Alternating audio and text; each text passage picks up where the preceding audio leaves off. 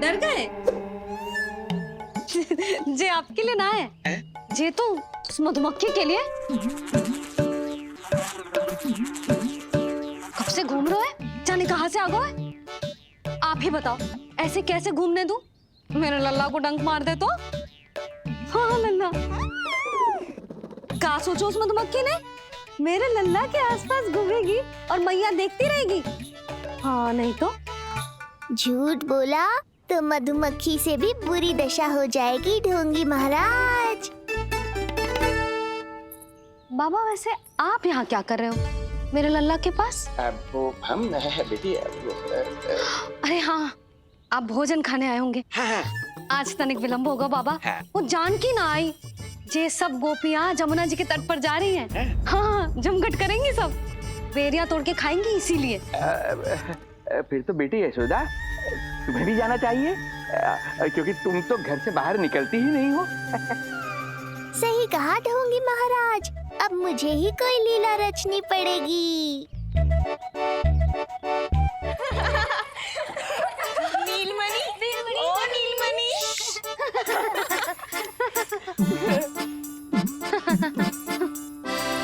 तुम सब तो घाट पर जाने वाली थी, गई ना? लल्ला को देखे बिना कैसे चले जाते? और आप भी तो आ रही है हमारे साथ। लल्ला, कौन आया है? हाँ, तू बुला रहा था ना, इसलिए हम सब के सब चले आए तुझसे मिलने। मैं कहीं ना जा रही। जा कैसे नहीं रही आप भी चलेगी हमारे साथ जैसे पहले चलती थी। अरे पूछना रही हूँ जशोदा जी, बता रही हूँ। अरे हम भी तो यही कह रहे थे, मतलब जाना चाहिए तुम्हें। मैं भी तो यही कह रही हूँ कि मैं नीलमणि को छोड़ के कहीं ना जा सकती। जे अभी तक यही धरना दिए हुए हैं। अरे कुछ भी मती बोलो, और जो बोलो तनिक धीरे बोलो, लल्ला उठ जाएगो। ना भाभी ना उठेगो, जो प्रतिदिन ऐसे ही और इसी समय गहरी और लंबी निद्रा लेते है। लेनी पड़ती है ताकि मैया को भी थोड़ा समय मिल जाए। लो, फिर क्या समस्या है? जब तक ये सो रहे है, आप चली चलो हमारे साथ। सो रहे है तो क्या हुआ? मैं लल्ला को अकेला छोड़ के ना जा सकती।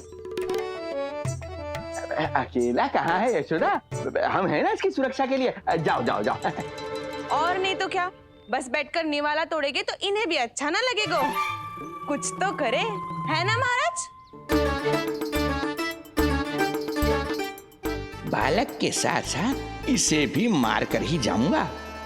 ना, मैं मान भी जाऊं, किंतु मेरे भीतर जो मैया का मन है ना, वो ना माने को। मुझे क्षमा करो, तुम सब जाओ।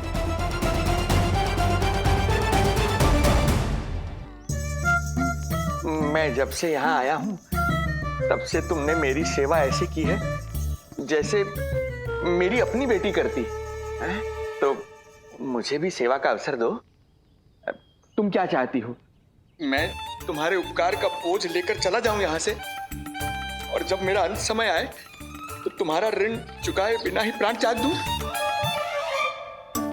मानो तो भला, न मानो तो भला, किंतु सत्य यही है, तुम्हें विश्राम की आवश्यकता है।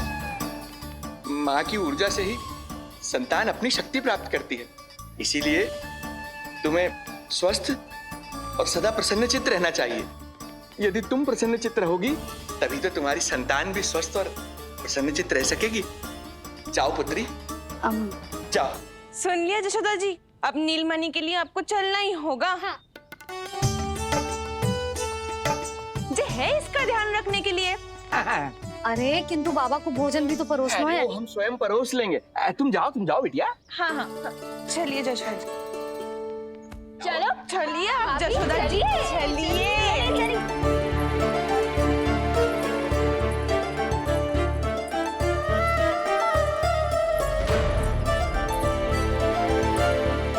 कुछ पल के लिए तो मेरी चिंता छोड़ो मैया और जीवन का आनंद लो। तब तक मैं इनको संभालता हूँ।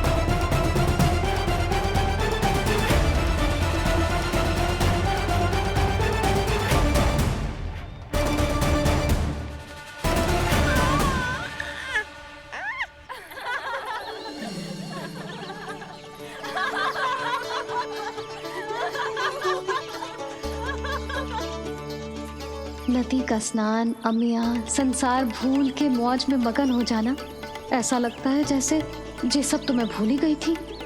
आज कितने दिनों बाद वही आनंद फिर से अनुभव करूंगी मैं।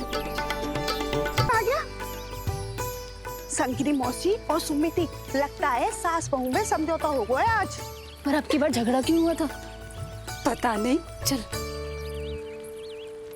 शंकरी चाची चाहती है कि इनका लल्ला इनके पल्लू से बंधा रहे और बहू कहती है कि इसका पल्लू कम शक्तिशाली थोड़ी ना है, तो इसके पल्लू से क्यों ना बंधा रहे इसका पति। हाँ जसोदा जी देखो ना, जो मुंह में आए बोली जा रही है सुलक्षणा। ए शांत रहो सब।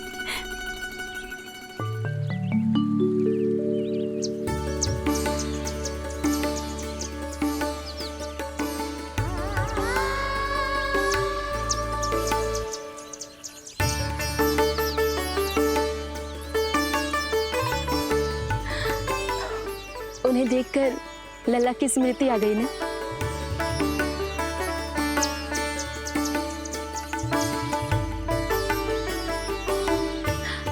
वो घर में आनंद से होगो।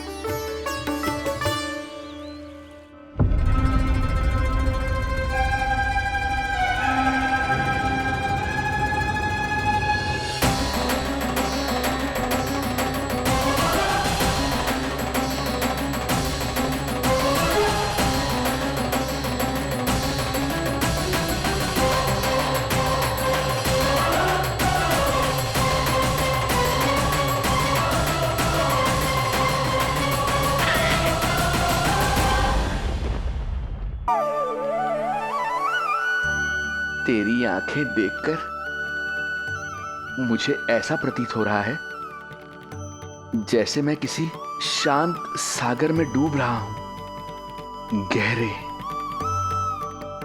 और गहरे।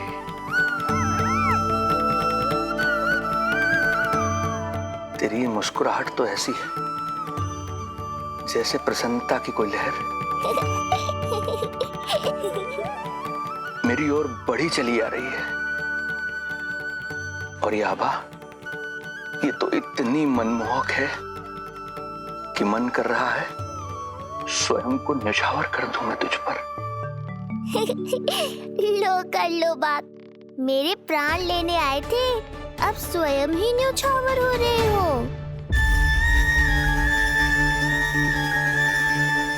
इतनी बड़ी भूल कैसे हो गई मुझसे? कैसे भूल गया मैं कि तू तो एक छलिया है। जैसे तूने सारे गोकुल वासियों को मोह रखा है, मुझे भी सम्मोहित करने चला था, किंतु मैं तुझसे सम्मोहित नहीं होऊंगा। जिस उद्देश्य के लिए मैं यहां आया हूं उसे पूर्ण करके ही रहूंगा।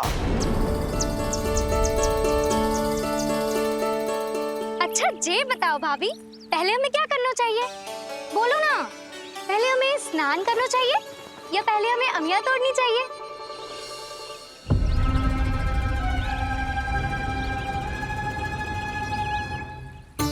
जेरा जेरा, ये तेरे बाव के पास पड़ा एक पत्थर। हाँ जेरा, ये पत्थर तो बहुत बड़ा है। जानकी इसी से जानकी ले।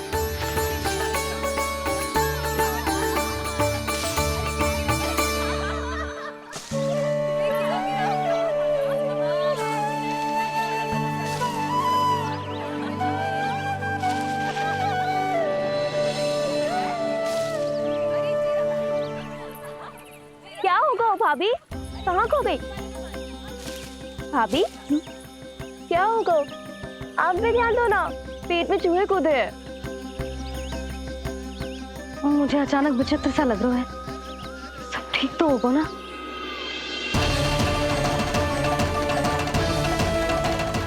ये क्या कर रहे हैं आप?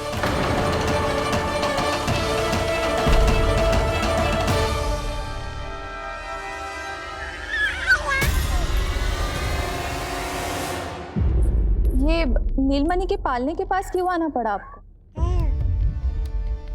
अब वो हमें पालने के पास क्यों आना? हाँ, वो नीलमणि की माला पालने में गिर गई थी, तो हमने सोचा वही पहना दे। ये देखिए, ये माला। लाइए, मैं पहना देती हूँ। हाँ, पहनाइए। वैसे आपको क्या लगा कि हम बालक को कोई क्षति पहुंचाना चाहते हैं? अरे ऐसा कैसे कर सकते हैं? हम तो उसके नाना जैसे हैं, तभी तो यशोदा हमें इसके पास छोड़कर गई है। बहुत विश्वास करती है वो हम पर। नीलमणि के बारे में यशोदा किसी पे विश्वास नहीं करती। अच्छा, पहनाइए पहनाइए।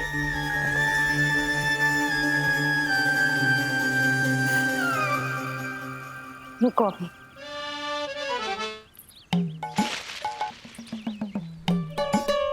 प्रभावती चाची, आप तो कह रही थी कि जशोदा भाभी का एक भी निशाना ना चूकता, पर आज तो एक भी ना लग रहा है।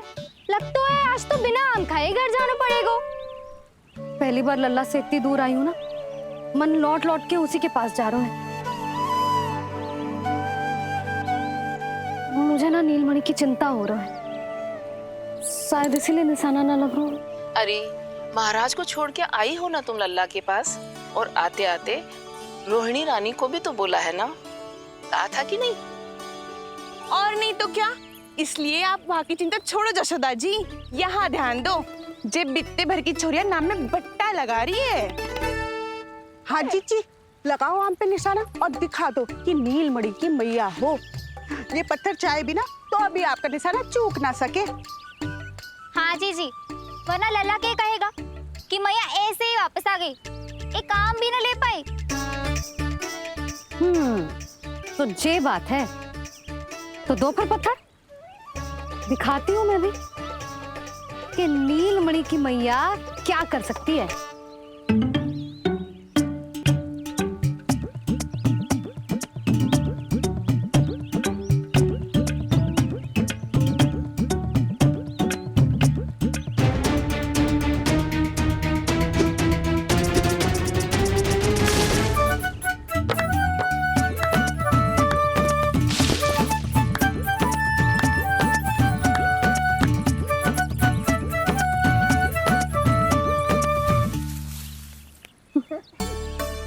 अरे रुको, पहले प्रभु को भोग लगाओ, फिर जितना मन करे खाओ।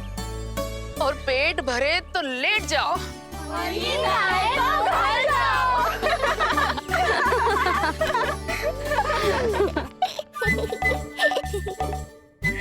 कौन हंस रहा है? हाँ? बड़ा खिलखिला रहा है, प्राण बचेंगे नहीं तेरे।